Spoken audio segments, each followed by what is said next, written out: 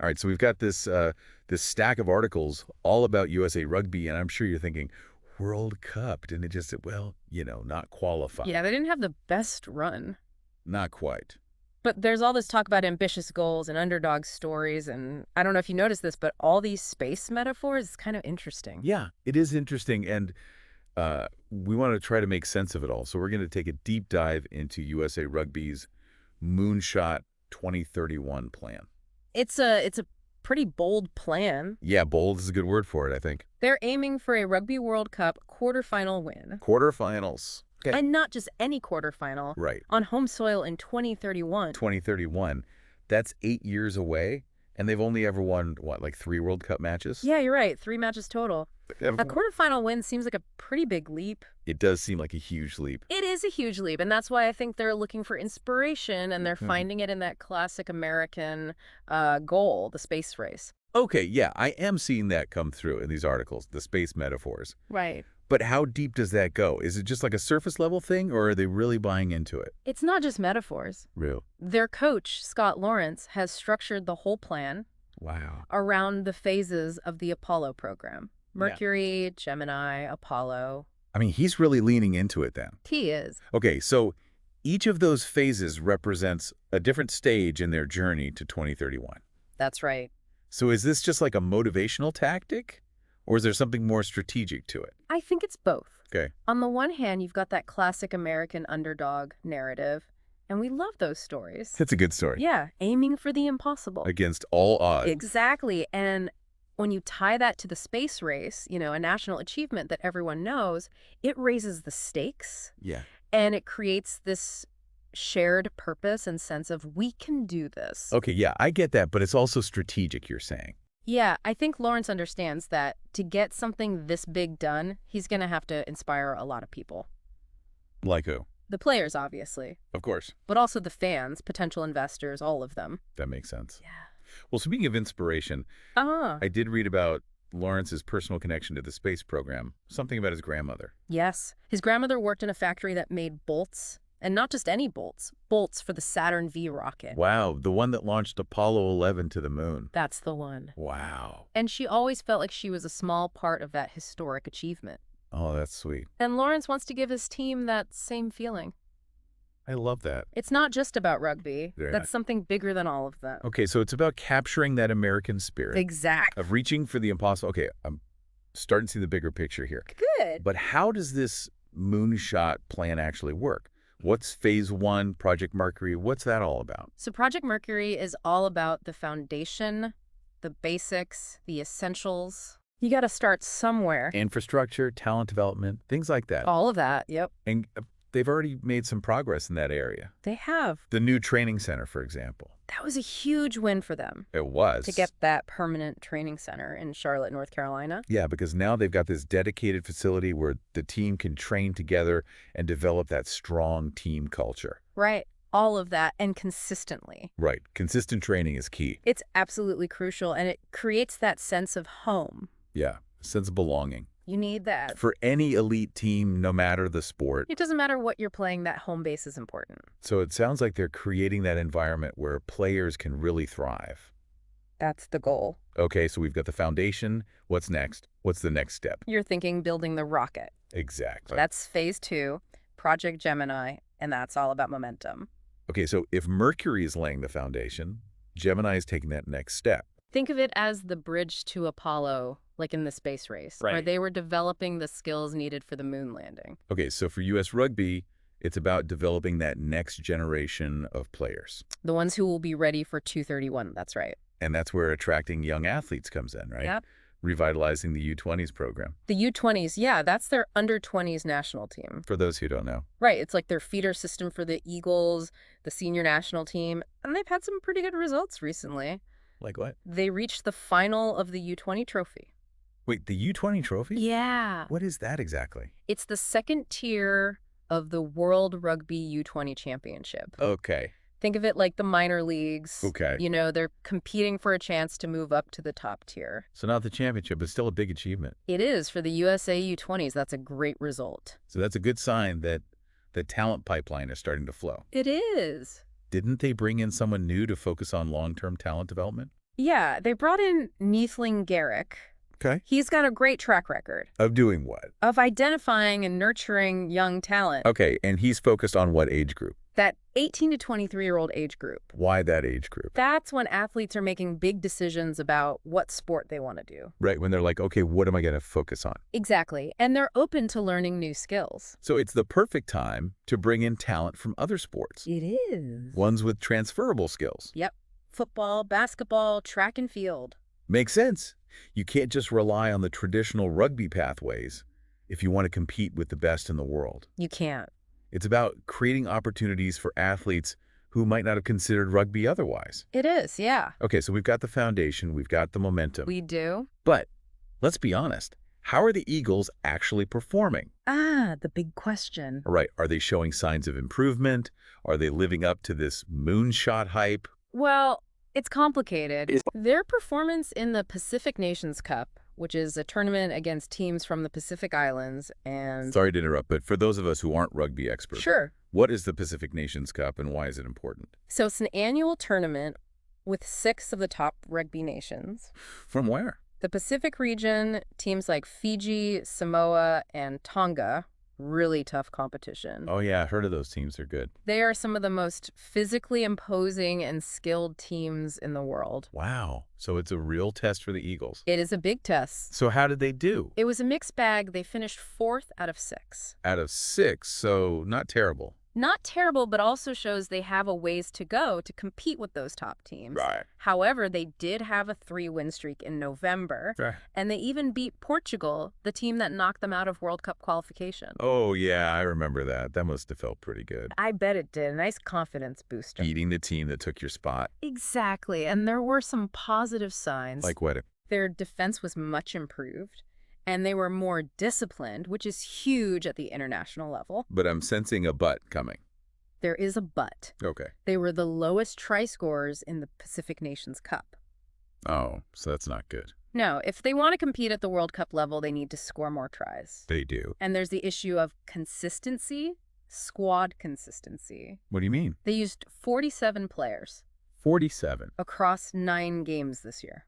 Wow, that's a lot of players. It is. They need to build a more consistent squad if they really want to contend. That makes sense. Yeah, So progress, but still room for improvement. for sure. And they've got 2031 looming large. It's coming up fast. Speaking of 2031, there's this whole anthem experiment that keeps coming up. You keep seeing that. Yeah. Is that connected to the Moonshot plan? It is, and it's really important, but it's also pretty complicated. Oh. I think it deserves its own deep dive. Ooh, we like cliffhangers. We'll save it for part 2. All right, we'll leave our listeners in suspense. Make sure to come back for part 2, where we'll unpack this whole anthem experiment and how it fits into this big Moonshot plan.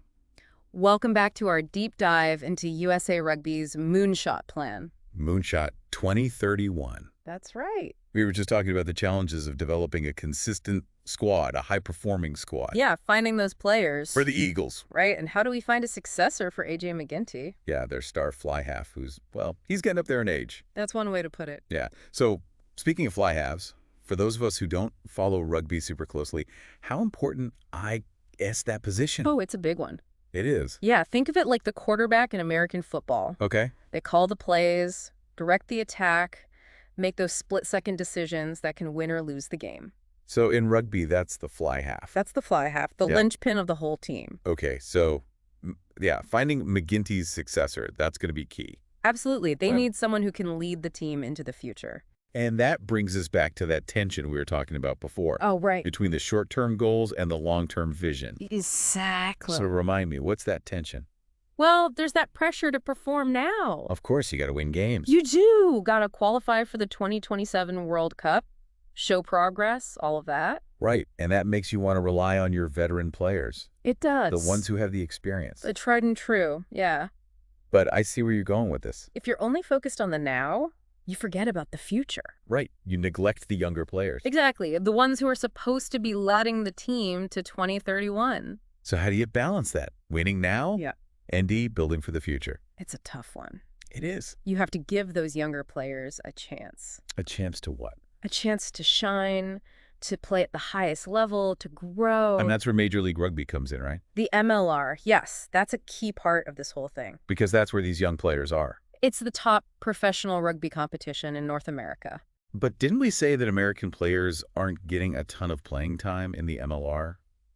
Unfortunately, you're right, it's a problem. What's the average? Only about 36% of the playing time goes to American players. And for key positions, like fly half, Even worse, how much worse? 1%. 1%. So basically, for every single game, it's a foreign player running the show. Pretty much, and Yeah. that's not good for developing homegrown talent. No, it's not. If they want to compete on the world stage. They need American players getting that experience. Exactly. So is that where the Anthem experiment comes in? It is, that's what it's all about. Okay, so remind me, what is Anthem?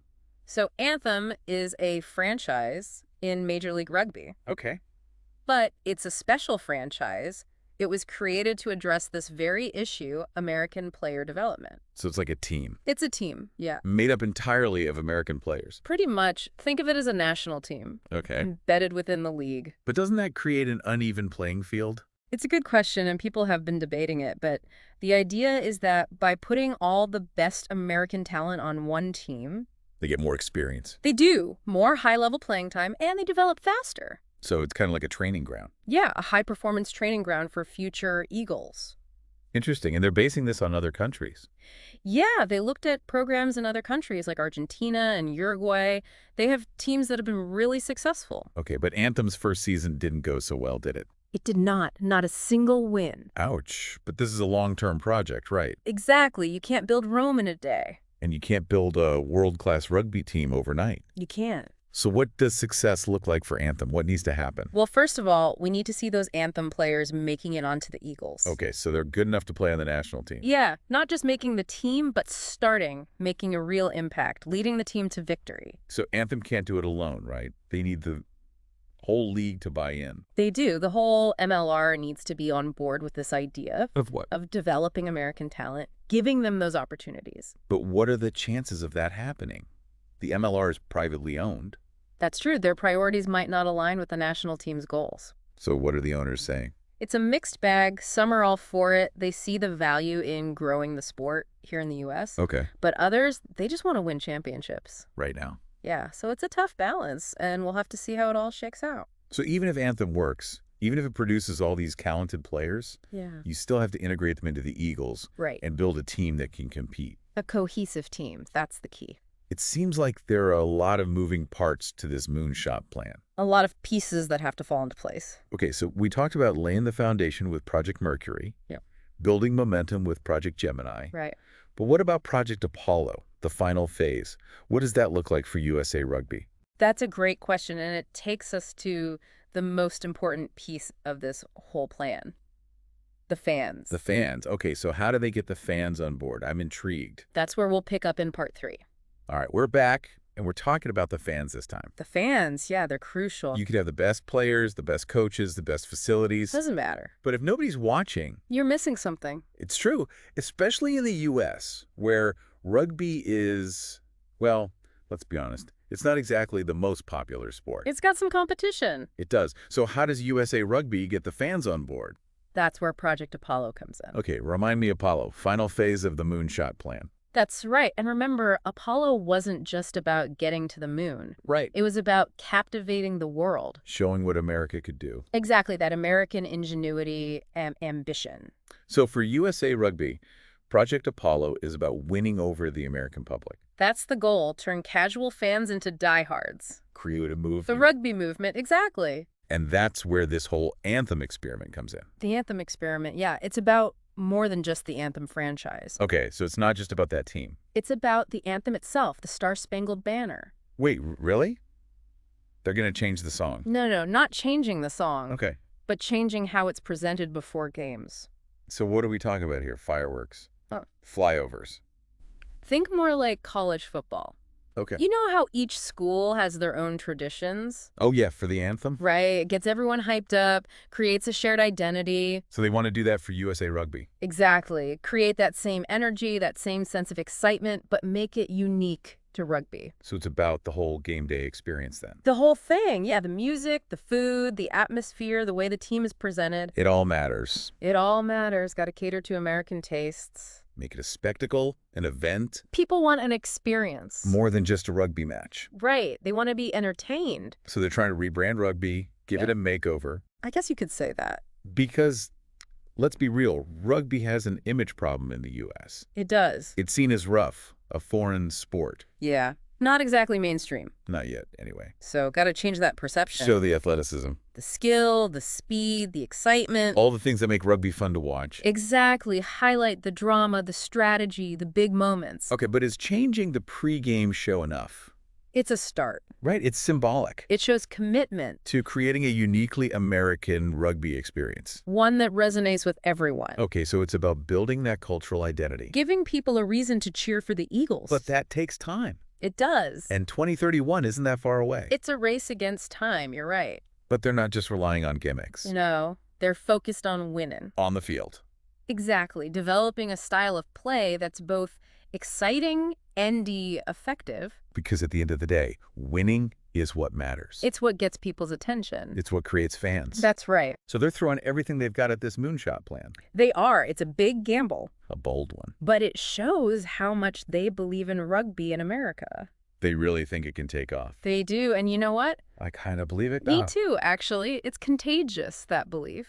It is, and that's what makes this whole thing so fascinating. This whole Moonshot plan. Yeah, it's a story of dreams, of ambition. They're pushing boundaries. It's a great story. It is. And whether they succeed or fail, It's worth watching. it is. And that brings our deep dive into USA Rugby's Moonshot plan to a close. I hope you enjoyed it. We explored the goals, the challenges, the strategies. All of it. What are your takeaways? For me, it's just how audacious it all is. It's a long shot. It is. Yeah. Taking a sport that nobody really knows here. And trying to make it a World Cup contender in less than a decade. It's wild. It's like they're building a rocket ship with spare parts and duct tape. That's a good analogy. But it's inspiring. It is. It shows what's possible, the power of sport. To unite and inspire. To change perceptions, defy expectations. And hey, maybe they'll pull it off. Maybe we'll see history in 2031. The Eagles soaring to victory. It's a thrilling thought. It is. So there you have it, the inside scoop on USA Rugby's Moonshot plan. That's what we do here. Now it's your turn to decide. Do you believe in the dream? Are you ready to join the journey? We'll leave you with that thought. Until next time, keep exploring and keep diving deep.